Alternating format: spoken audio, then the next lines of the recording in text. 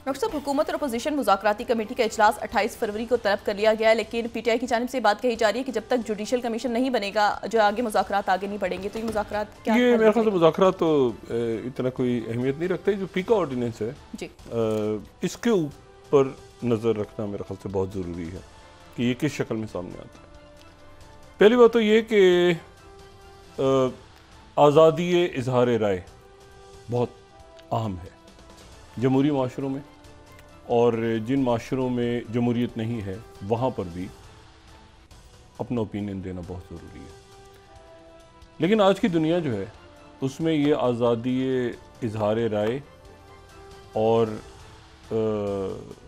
रियासतें क्या फ़ैसला करती हैं, और ये वो नहीं है कि जी अखबार में क्या छप गया और रेडियो पे क्या चला गया और जो है वो टीवी पे क्या आ गया और सोशल मीडिया पे। ये इतना ख़तरनाक है कि इसके नतीजे में जो है वो ये डी फेक्स और बाकी सारी चीज़ें, जाली अकाउंट और ये सारा, और ये आने वाले दिनों में बढ़ेगा। अब उस पर मुल्कों ने अपनी पॉलिसीज़ खुद बनानी है, ठीक है। और रियासत पाकिस्तान की भी जो पॉलिसी है वो, जैसे इसमें जब आप मशीन लर्निंग की तरफ जाते हैं, आर्टिफिशियल इंटेलिजेंस की, और उसमें डेटा फीड करते हैं, तो एक डेटा बाइस एक टर्म है कि जी डेटा बाइस दिखाता है कि वो डेटा आपने जहाँ से कलेक्ट किया है, तो डेटा बाइस उसमें आता है, तो पॉलिटिकल बाइस भी है। तो ये चूँकि पीका से रिलेटेड है, इसमें पॉलिटिकल बाइस नहीं होनी चाहिए, ठीक है। इसको पॉलिटिकल बाइस से हटके ये रियासत का एक कानून होना चाहिए जो कि एक तवील अरसे तक कायम हो जाए और कायम रहे, ठीक है, और वक्त के साथ साथ वो मॉडिफाई होता रहे। लेकिन यह है कि उसके नतीजे में जो है वो ये तासुर भी ना जाए कि जी यहाँ पे आज़ादी इजहार राय या पॉलिटिकल ओपोनेंट्स को जो है वो उसकी हंटिंग हो रही है, जैसे माजी में नैब की होती रही, नैब यूज़ होता रहा पॉलिटिकल। पाकिस्तान में पीका का पहला मुकदमा पीका ऑर्डिनेंस आने के बाद मेरे ऊपर बना था, और उसके बनने के 2-3 घंटे के बाद मेरा पर शो था, तो मैंने शो में आके कहा था कि ये मेरा अकाउंट ही नहीं है, ये जाली ट्विटर अकाउंट किसी ने एक्स पे बनाया हुआ है, ये मेरा अकाउंट ही नहीं है। उस अकाउंट के ऊपर पीका केस कट गया था और फिर वो वापस हुआ था। तो ऐसा भी ना हो कि वो हो जाए, मतलब कई जगहों पे वो होता है ना, सबसे पहले मैं के चक्कर में वो पीका का, ठीक है, मैं ARY में था उस वक्त, तो उस वक्त अरशद शरीफ शहीद ने और समी इब्राहिम साहब ने और साबिर शाकिर साहब ने शोज़ किए इसके ऊपर, सब ने, काशिफ साहब ने भी, और वो सबको याद है कि वो जो वाक़या हुआ था। तो लेकिन उसके साथ ही ये भी इम्पॉर्टेंट बात है कि यहाँ पर आगे आने वाले दिनों के अंदर हमने कैसे आज़ादी इज़हार। अच्छा, मैं ये बात आज इस हवाले से कर रहा हूँ कि ये जो नया अभी जो ट्रम्प साहब के अहकामात हैं, इस पर कितना अमल दरामद होता है, कैसे दुनिया इसको लेके जाती है। लेकिन जो एक बड़ा इंटरेस्टिंग उन्होंने कदम उठाया है जी। और एक तो ये है ना कि वो मार्क मिली जो हैं, जनरल मार्क मिली, जिनका पहले मैंने जिक्र किया था, उनकी जो कल मैंने कहा था कि जिनको पार्डन किया जाने से पहले प्रेसिडेंट बाइडेन ने, उनकी तस्वीर पेंटागन से उतार ली गई, और पेंटागन से उनकी तस्वीरें उतार ली गई, और वो पेंटागन ने कोई वजाहत नहीं की कि उनकी तस्वीरें क्यों उतारी हैं पेंटागन से, बस चेयरमैन जॉइंट और उनकी तस्वीर उतार ली। और मैंने कल ये बताया था कि 51 लोग हैं, लेकिन उनकी तादाद बहुत ज़्यादा बढ़ सकती है और बढ़ेगी। नैन्सी पेलोसी जो स्पीकर रही हैं, उनके ख़िलाफ़ कार्रवाई शुरू होने जा रही है, किसी भी हद तक जा सकती है वो कार्रवाई। और ये जो इवन किसी हद तक शायद ख़ुद प्रेसिडेंट बाइडेन के अगेंस्ट भी, या उनकी बहुत करीबी टीम के अगेंस्ट भी कार्रवाई शुरू हो जाए, और कैमला हैरिस और उनकी करीबी बहुत रुथलेस अंदाज में और सख्त अंदाज में डोनाल्ड ट्रंप जो है वो आगे बढ़ रहे हैं। अमेरिका की तारीख की पहली 4 स्टार आर्मी ऑफिसर, या उसको या ऐसी आर्मी ऑफिसर जिन्होंने किसी सर्विस की भी क़यादत की है, तो वहाँ पे जो अमेरिका में कोस्ट गार्ड सर्विसेज हैं, वो कोस्ट गार्ड्स हैं उनके, वो बहुत एक इम्पॉर्टेंट सर्विस। तो पहली कोस्ट गार्ड सर्विंग शख्सियत को जो है लिंडा फैगन को अपने ओहदे से उन्होंने आज, ओहदे से नहीं, मुलाजमत से निकाल दिए। अच्छा, ये जो है ये फिफ्थ स्लाइड अगर मैं दिखाऊं तो ये जो है ये लिंडा फैगन को रिमूव किया है और उनको छुट्टी पे भेज दिया, तो ज़ाहिर है रिज़ाइन उनसे लिया जाएगा। ये एडमिरल लिंडा फैगन जो है ये पहली अमेरिकन ख़ातून थी जो एक सर्विस की कमांड कर रही थी। अब रिटायर्ड लोगों की बात नहीं हो रही, ठीक है, और इनको जो है वो इनके ओहदे से हटा दिया गया है और इतलात ये हैं कि इनके ऊपर तहकीकात शुरू कर दी गई हैं मुख्तलिफ हवालों से।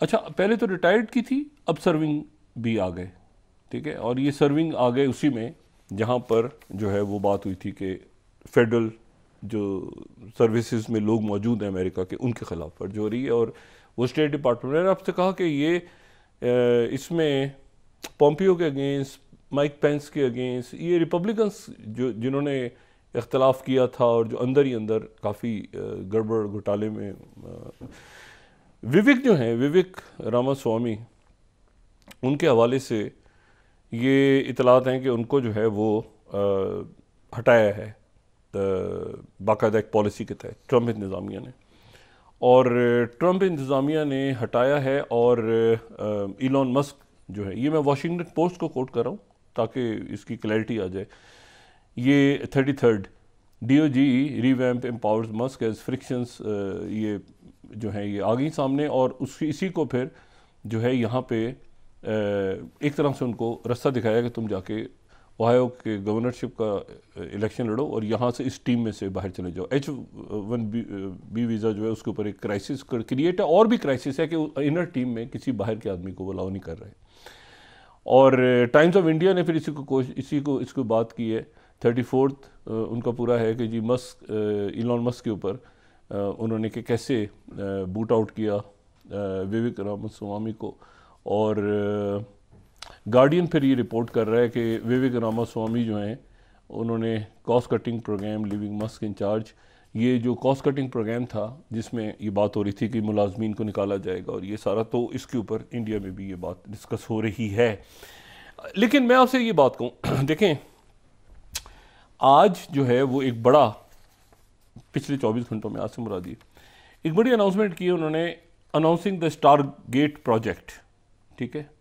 अच्छा, ये अनाउंसिंग द स्टारगेट प्रोजेक्ट जो है ये मैं ओपन एआई की जो प्रेस रिलीज जारी हुई है, अगर मैं उसको यहाँ पे दिखा सकें हम ओपन एआई की प्रेस रिलीज को, तो उसमें जो है 8th स्लाइड है ये स्टारगेट प्रोजेक्ट जो है। अच्छा, ओपन एआई वो कंपनी है जो सैम ऑल्टमैन की, जिन्होंने चैट जीपीटी बनाई।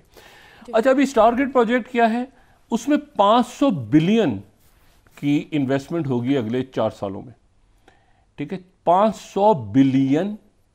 अच्छा, और इसमें जो है इसमें 100 बिलियन तो फौरी तौर पे आ गए, ठीक है, और बाकी 400 बिलियन भी आ जाएंगे कहीं से, और कोई इशू नहीं होगा इसमें। 400 बिलियन, ये बिलियंस की बात हो रही है। अच्छा, इसमें जो शुरू में इक्विटी डाली है वो सॉफ्ट बैंक जो कि जापान का बैंक है, ठीक है, जापानीज इन्वेस्टमेंट बैंक है उसने, और ओपन एआई, ठीक है, और ओरेकल जो कि क्लाउड सर्विसेज प्रोवाइड करते हैं।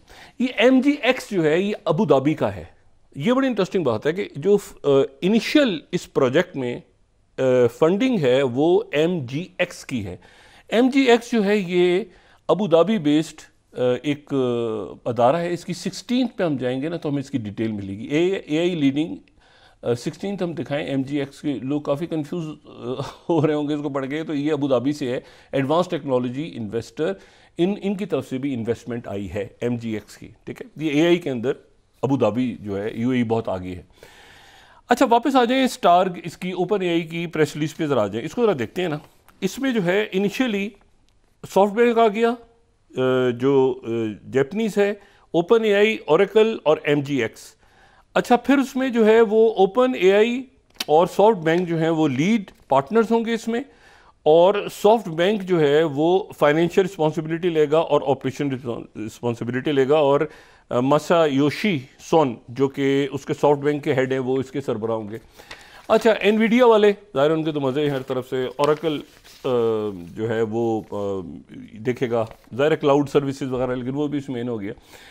और साथ ही इसमें इन्होंने कहा है कि एग्जिस्टिंग चूँकि ओपन एआई वालों की माइक्रोसॉफ्ट के साथ एक पार्टनरशिप है, तो माइक्रोसॉफ्ट थोड़ा सा इस वक्त देख रहा है कि यार ये और पार्टनर्स सारे कहाँ से आ गए। लेकिन इसमें जो इंपॉर्टेंट आखिरी लाइंस हैं, एज्योर सर्विस उनकी यूज़ करते हैं वो, लेकिन इसमें यह है कि all of us look forward to continue to build and develop artificial intelligence and in particular AGI।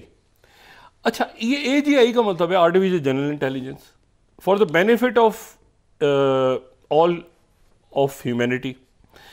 अच्छा, ये जो है ना, अब यहाँ पे अब एक इशू है कि भाई ये क्या AGI का मतलब है, एक तो बात कही जाती है ना कि हम आर्टिफिशियल, सादा अल्फाज में तो इसको सादा से अल्फाज में समझाने की कोशिश करता हूँ, आर्टिफिशियल इंटेलिजेंस है।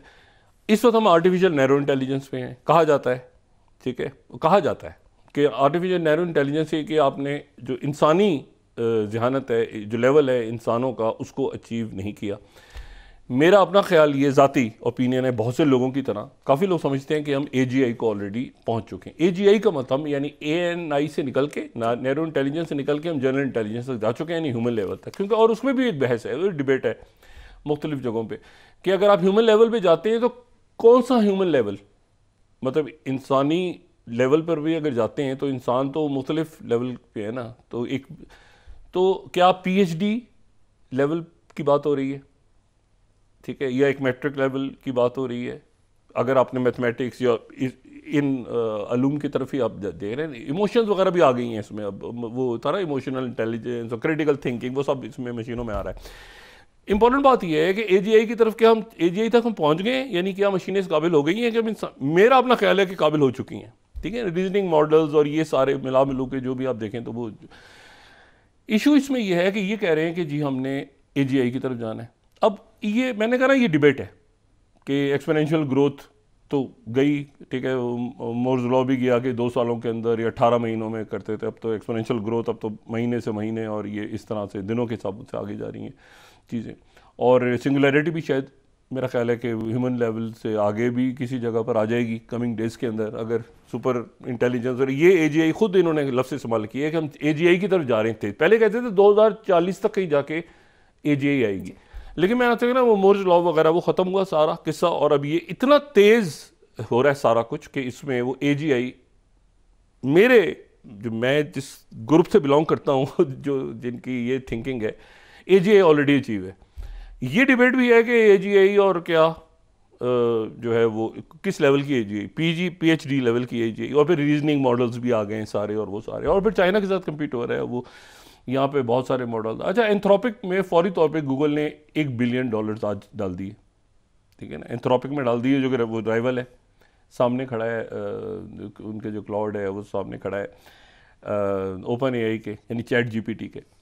अब इशू सारा ये है कि वो उन्होंने $1 बिलियन डाल दिया, $2 बिलियन की कमिटमेंट की हुई थी। तो ये पूरी दुनिया जो है, और इसमें वो जो रिमोट वर्किंग ख़त्म हुई है ना, ये जहन में रखें। मैं थोड़ा सा ये इस पे एक बात ये बताऊं कि जो रिमोट वर्किंग है ना पूरी दुनिया में, ये ग्रेजुअली आहिस्ता आहिस्ता ये भी कम हो जाएगी। उसकी वजह ये है कि जो डाटा है ना, वो डाटा को अब अपने आप तक रोकने की बात हो रही है, ख़ास तौर पे क्योंकि चाइनीज़ LLMs अब आ गए हैं सामने और वो बेहतर रीजनिंग कर रहे हैं, तो उसके नतीजे में डीप सीक और ये सब, तो उसके नतीजे में अब ये है कि डाटा कन्फाइंड होगा, ठीक है। इसीलिए ये जो 500 बिलियन का जो अनाउंसमेंट है, इसी को अगर आप पढ़ें दोबारा ओपन AI की, तो इसमें वो ये है कि 10,000 पहले पैराग्राफ पे आप चले जाएं दोबारा प्रेस रिलीज के, this target project is a new company which intends to invest 500 billion over the next 4 years building new AI infrastructure for open AI in United States. देखें, इन्वेस्टमेंट चाहे इसमें जो है वो अबू धाबी करे, चाहे Saudi Arabia करे। Saudi Arabia की तरफ से उनके जो बड़ी ज़बरदस्त शख्सियत हैं, प्रिंस वलीद बिन तलाल, जो बड़े अमीर दुनिया की अमीर शख्सियात में से एक हैं, उन्होंने आज ये कहा है कि जी इलॉन मस्क की इजाज़त दे तो मैं टिकटॉक के अंदर जो है मैं शेयर लेने को तैयार हूँ। ये ध्यान में रखें कि जो टिकटॉक जब X जो है जब इलॉन मस्क ने लिया था, ट्विटर से एक्सेस को किया था, तो 44 अरब डॉलर्स में उसमें जो शहजादा वलीद बिन तलाल हैं सऊदी अरेबिया के, वो भी उसमें स्टेक होल्डर हैं, उनके भी शेयर्स हैं एक्स में इलॉन मस्क के साथ। तो अबू धाबी उधर से उसने उनका जो ये बैंक है, ठीक है ना, ये जो MGX जो उनका इनकी इन्वेस्टमेंट ग्रुप है, उन्होंने कहा हम इन्वेस्टमेंट करेंगे। साथ ही जो है वो सऊदी अरेबिया की तरफ से ये बात हुई इलॉन मस्क के साथ कि मैं टिकटॉक में इंटरेस्टेड हूँ।